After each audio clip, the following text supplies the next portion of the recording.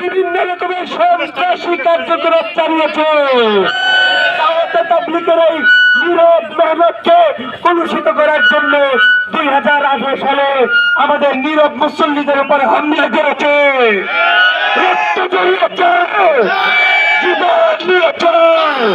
আমরা তখনও নীরব ছিলাম, কিন্তু কারোর ব্যত্যয় ঘটিয়ে এই সময়ে আমাদের 2024-এর গণঅভ্যুত্থানের পরে নীরব স্বাধীন এই বাংলাদেশে আবার রাতের গভীরে তার চামুন্ডাদের দিয়ে আমার ভাইদের রক্ত ঝরিয়েছে, জীবন নিয়েছে। আমরা আর নীরব থাকবো না, আমরা আর সন্ত্রাসী নীতিমালাকে মানতে পারি না। জনতা উঠেছে,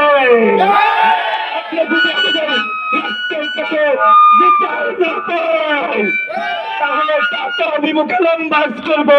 আমরা আর বসে থাকতে পারলাম না।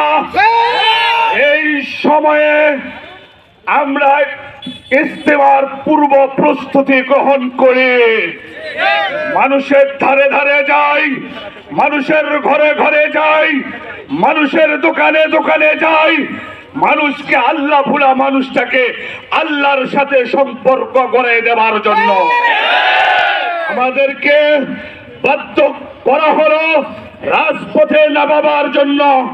আমরা আজকে দুঃখ এবং ভারাক্রান্ত মনে বলতে চাই, যারা অতর্কিত ভাবে ইজতেমার ময়দানে আমাদের নিরীহ কর্মীদের উপরে হামলা করেছে, তাদেরকে শুধু গ্রেপ্তার নয়, গ্রেপ্তার করে বাংলাদেশের সর্বোচ্চ বিচার ফাঁসি দণ্ড চাই। মুয়াজ বিন নূর, উসামা এবং ওয়াসিফকে আমরা তাদের দৃষ্টান্তমূলক শাস্তি চাই।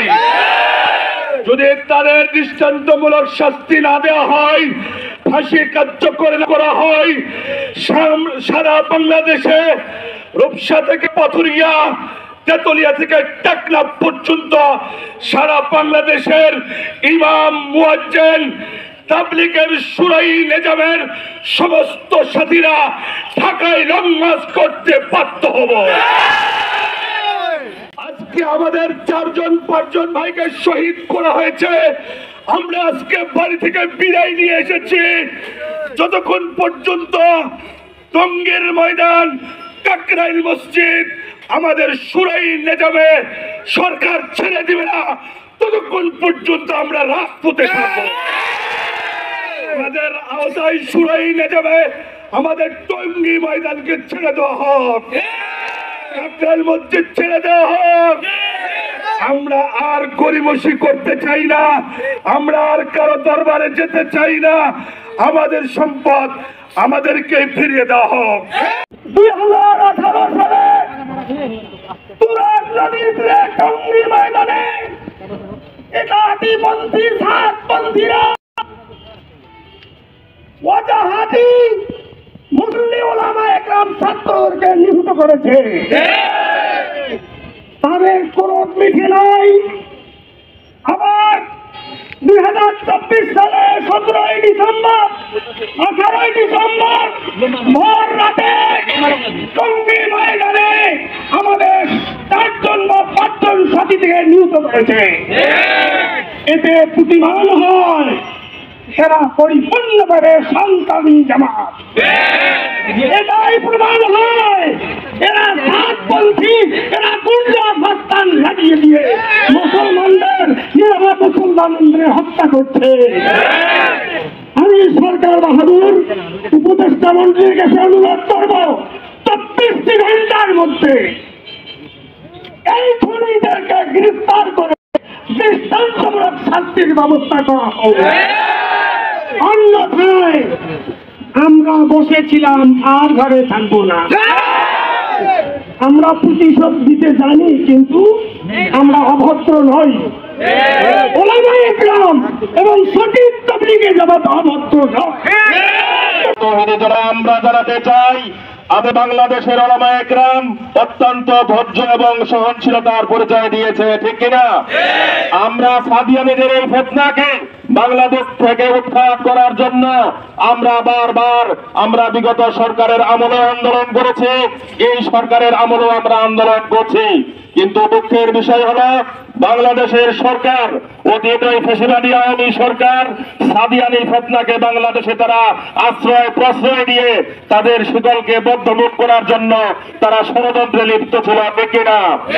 আজকে আমরা সাদিয়ানীদেরকে আমরা বলতে চাই, শেখ হাসিনা বাংলাদেশ থেকে বাড়ানোর পরে এই বাংলাদেশের ছাত্র জনতার অভ্যুত্থানের পরে বাংলাদেশের জমিনে আর কোন ষড়যন্ত্র চলতে দেওয়া হবে না।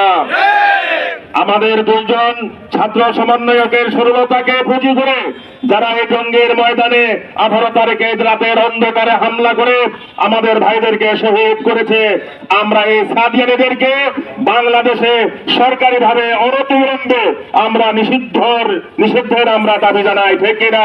আমাদের শরীরের এক ফোঁটা রক্তবিন্দু থাকা সত্ত্বেও আমরা ইনশাআল্লাহ সাদিয়ানী ফিতনা যেখানে আমরা দেখতে পাবো যে মসজিদে তারা ঢোকার চেষ্টা করবে তাদের কালো হাত আমরা ভেঙে দেব। সরকারের কাছে আমরা দাবি জানাই, আপনারা এই সাদিয়ানী মতবাদকে বাংলাদেশে নিষিদ্ধ ঘোষণা করুন, তারা যেন তাদের কোন ধরনের কার্যকলাপ বাংলার জমিনে চালাতে না পারে। জঙ্গের ময়দানে বিশ্ব ইস্তেমার নামে আর কোন ফাজলামির সুযোগ দেওয়া হবে না। জঙ্গের ইস্তেমা হবে উলামায়ে কেরামদের বিশ্ব আলেমী শুরার তত্ত্বাবধানে দাওয়াতে তাবলীগের একটাই রাস্তা, একটাই পথ হলো উলামায়ে কেরামদের তত্ত্বাবধানে বিশ্ব আলেমী শুরার মাধ্যমে ইলিয়াস রহমতুল্লাহ আলাইহি যে দাওয়াতে তাবলীগ তিনি প্রতিষ্ঠা করে গেছেন সেই ধারায় তাবলীগ চলবে। আসছে সাদ হইলে গুমরাহ এবং তার অনুসারী যারা তারাও গুমরাহ। এই জন্য আমরা বলে দিচ্ছি আমাদের ঠাকুরগাঁও সাদের অনুসারীর কোনো কাজ কোনো মসজিদে চলবে না, কোনো মার্কাজ চলবে না। এই ব্যাপারে আমরা উলামায়ে কেরাম দাওয়াতে তাবলীগের সাথীরা আমরা অত্যন্ত নিভাবে পর্যবেক্ষণ করব এবং শান্তভাবে এগুলিকে প্রতিরোধ করার চেষ্টা করব। আল্লাহ তাআলা আমাদের সবাইকে কবুল ও মঞ্জুর করুন, আমরা সবাই আমিন।